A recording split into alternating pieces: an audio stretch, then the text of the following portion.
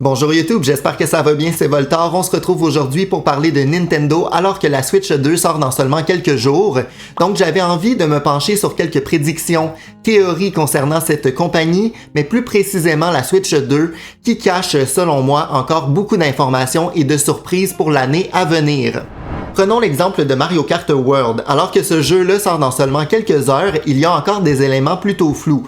Par exemple, concernant le circuit arc-en-ciel, qui nous a été teasé mais jamais montré. J'ai l'impression que Nintendo nous garde une surprise sur ce circuit-là, qui peut être beaucoup plus grand et ambitieux qu'on le pense. Il pourrait s'agir en fait d'un rassemblement de différents circuits arc-en-ciel qu'on a vus par le passé pour former finalement la course ultime qui apporterait aussi un sentiment de nostalgie pour les joueurs qui apprécient les différentes courses arc-en-ciel dans les jeux Mario Kart. Dans une vidéo récente, on a aussi vu que les circuits étaient explorables en sens inverse, donc vraiment pas en mode miroir comme d'habitude, mais vraiment une espèce de nouveau mode de jeu qui nous permet de renouveler notre expérience sur les circuits et découvrir le tout en sens inverse avec l'ajout de certains obstacles mais aussi des rampes d'accès pour des passages secrets et tout ça.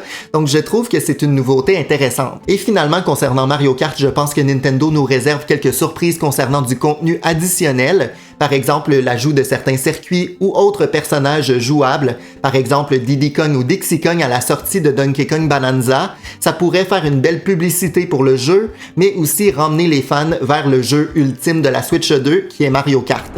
Il serait temps d'avoir un nouveau Nintendo Direct, il y a plein de rumeurs sur le sujet en ce moment, donc les gens disent que ça serait un timing parfait, puisque ça nous présenterait en fait les prochains jeux qui sortiront, ça viendrait clarifier aussi certaines dates de sortie de jeux qu'on connaît déjà, donc par exemple Metroid ou encore le spin-off de Zelda. Il y a aussi par exemple Professeur Layton dont on ne connaît pas encore la date de sortie, j'ai tellement hâte de jouer à ce jeu-là.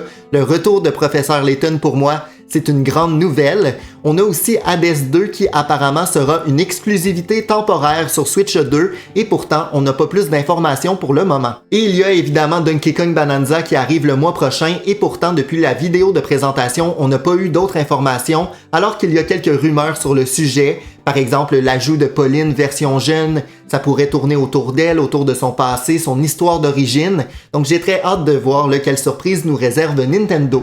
Certes, il y a de nombreux jeux qui ont été présentés, confirmés pour cette année, mais je pense aussi que Nintendo nous réserve une surprise, donc un grand jeu pour la fin de l'année, et il voulait peut-être attendre un peu pour hyper autour de l'arrivée de la prochaine console. Je pense que cette Switch 2 mérite d'avoir un jeu de fin d'année assez monstrueux pour motiver les gens à acheter la nouvelle console à Noël. Selon moi, la plus grande surprise que Nintendo pourrait nous réserver pour la fin de l'année, c'est l'arrivée d'un Mario 3D. Ça fait des années qu'on en rêve. Et là, avec l'arrivée du film en avril prochain, ça serait le meilleur timing possible. On viendrait créer un engouement autour de la licence de Mario pour un peu vendre des consoles à la fin de l'année, mais aussi motiver tout le monde à aller au cinéma en avril prochain.